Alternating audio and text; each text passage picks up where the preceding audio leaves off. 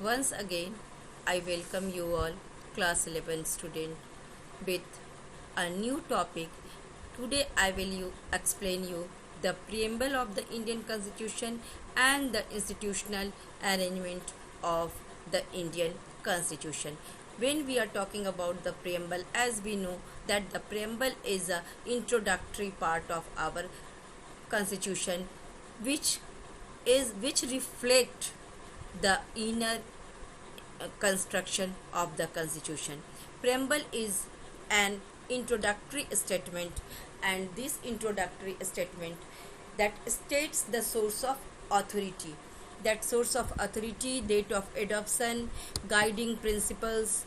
Also also it specifies characters and values like sovereign, socialist, secular, democratic, republic, justice, liberty, equality, fraternity. These were the keywords which is integrated there in the our preamble. Here I want to mention you one thing that is the word secular and socialist.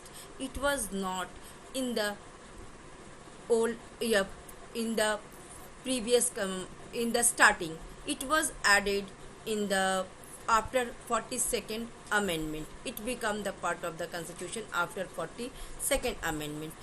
The word republic means the word what is the word republic means? The word republic means it is a form of government. The head of an state is elected person, not a hereditary monarch. मतलब जो head होंगे किसी भी देश के, वो लोगों के द्वारा चुने होंगे या उनके रिप्रेजेंटेटिव्स के द्वारा चुने हो गए होंगे, लेकिन वो सीधे सीधे तौर पे कोई मोनार्क नहीं हो सकते या कोई हेरिडिटी और कोई भी ओवर पावर नहीं कर सकता है. Then the question is about liberty. As we know that India in liberty is a guiding principle of our constitution. It is given as our fundamental rights. And liberty means liberty. Here I want to mention that liberty has two concepts: positive liberty, negative liberty. When we are talking here about liberty, that this is all about the positive liberty. It means that the liberty with constraints. So our constitution provide us liberty with constraints. And then equality means that all the peoples of India is equal in front of law. मतलब we are having equal protection of law, and law will not consider any individual, small or big, upper caste, lower caste, rich, poor. The law will gives in front of eyes of law everyone is equal. Then we can say about the social justice, because social justice is also a keyword in our preamble. Social justice means that constitution should make law in such a way that every section of the society, even the deprived section of the society, they can be considered equally, and they should give equal opportunity by providing them many provisions. It can be in form of reservation or different welfare schemes, etc. Then I want to tell you about the institutional arrangement of our constitution.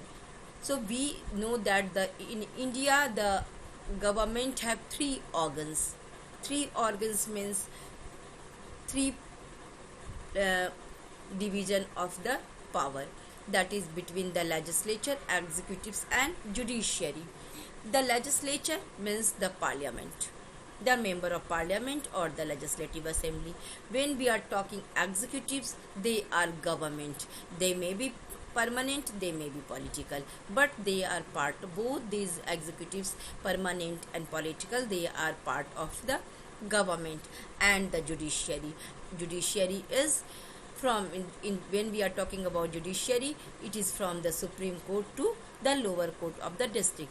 It all integrated because our judiciary system is integrated in pyramidal shape.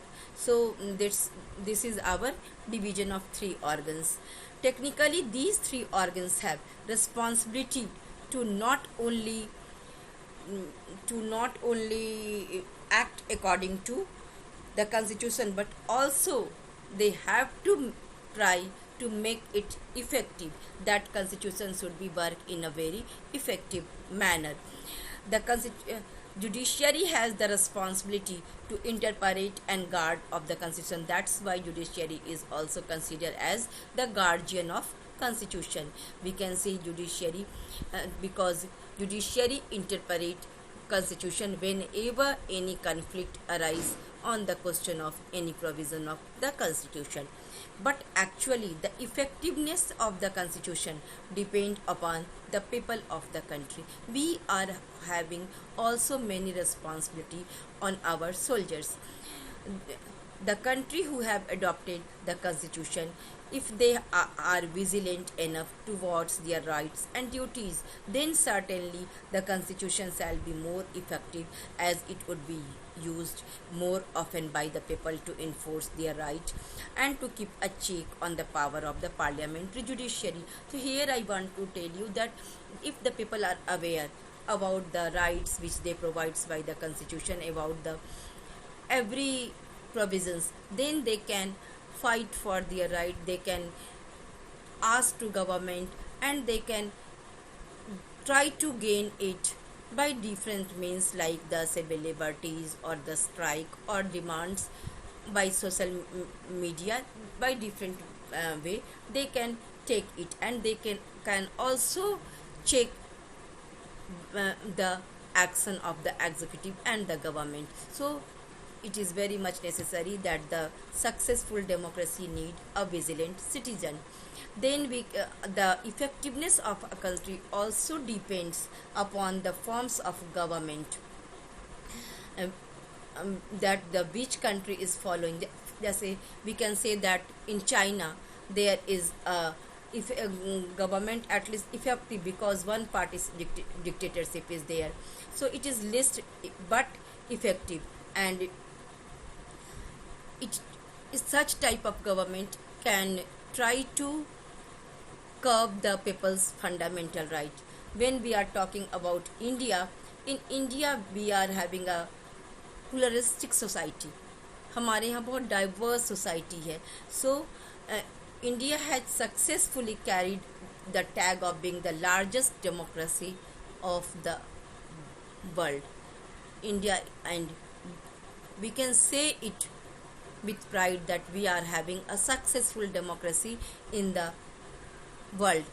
It is all because of our constitution. The constitution has given many powers to the people to keep the government in check and have enumerated way in which the citizen can enforce the government to act or not act in the certain manner. It means that constitution has given people the power to limit its government. हमारे पास वो power है जिससे कि हम अपने सरकार के पे ऊपर भी लगाम लगा सकते हैं.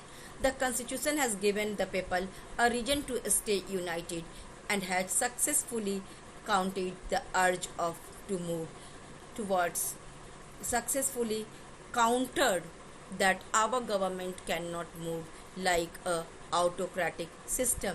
So we can say that the constitution which was made in 1949 and which was implemented in 1950, that is very much successful till now because of its own provision. It means that our constitution itself had a many provisions. Due to that we can have a successful constitution, and India is experiencing a society, a government where the people and government both are accountable to each other. The government never try to misuse its power, and if it sometimes it tries, that there are provisions to check them. So the check and balance between the executive, legislature and judiciary as well as the government can also check by the people.